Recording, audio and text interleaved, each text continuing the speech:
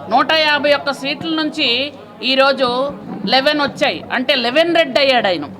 ఈ 11 రెడ్ అయ్యాక కూడా ఇంకా బుద్ధి రాలా, అసెంబ్లీకి రావట్లేదు.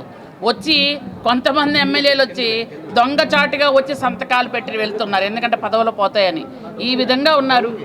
వాళ్ళు ఏమంటారంటే మాకు ప్రతిపక్ష హోదా ఇవ్వలేదు అంటారు. మరి అక్కడ శాసన మండలిలో ప్రతిపక్ష హోదాతో బొత్స సత్యనారాయణ గారికి ఇవ్వడం జరిగింది. ఎవరిచ్చారు? అక్కడ ముఖ్యమంత్రి గారు ఇచ్చారా?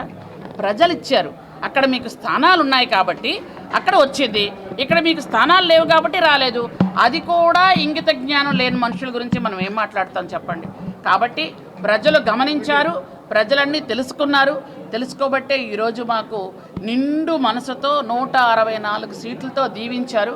ఈరోజు చంద్రబాబు నాయుడు గారు కూడా 9 నెలల సంక్షేమ అభివృద్ధి పాలన 2 కళ్ళలుగా చక్కగా వెళ్తుంది. కాబట్టి ప్రజలందరూ ఆశీర్వదిస్తున్నారు. మేమేమైనా చెయ్యలేకపోతున్నాము అంటే మేము ప్రజలకు చెప్పుకోగలుగుతున్నాం. మేము మే నుంచి మాకు ఈ అమ్మకి వందనం ఇస్తామనుకుంటున్నాం, ప్రజలు యాక్సెప్ట్ చేశారు. అలాగే రైతు భరోసా మే నుంచి ఇస్తాము అన్నాం, ప్రజలు యాక్సెప్ట్ చేశారు. వాళ్ళలాగా 250 పెంచుకొని వెళ్ళిన బాపత్తులు కాదు వీళ్ళు. ఒకేసారి అన్నారు, 4,000 రూపాయలు పెన్షన్ ఇచ్చారు.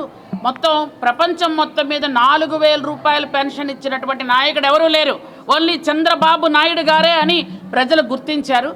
తర్వాత వికలాంగులకు 6,000 కానీ, పూర్తిగా రోగాల బారిన పడినటువంటి వాళ్ళకి అంటే 10,000 రూపాయలు కానీ, పూర్తిగా మంచం పట్టినటువంటి ఇంకొక మనిషి సహాయం తీసుకుంటున్న వాళ్ళకి 15,000 రూపాయలు కానీ ఇస్తున్న ప్రభుత్వం ఒక కూటమి ప్రభుత్వమే. అది చంద్రబాబు నాయుడు గారు, ధైర్యంగా చెప్పగలం మేము. కాబట్టి మమ్మల్ని కామెంట్ చేసే అర్హత లేదు వాళ్ళకి, మమ్మల్ని అనే అర్హత లేదు వాళ్ళకి.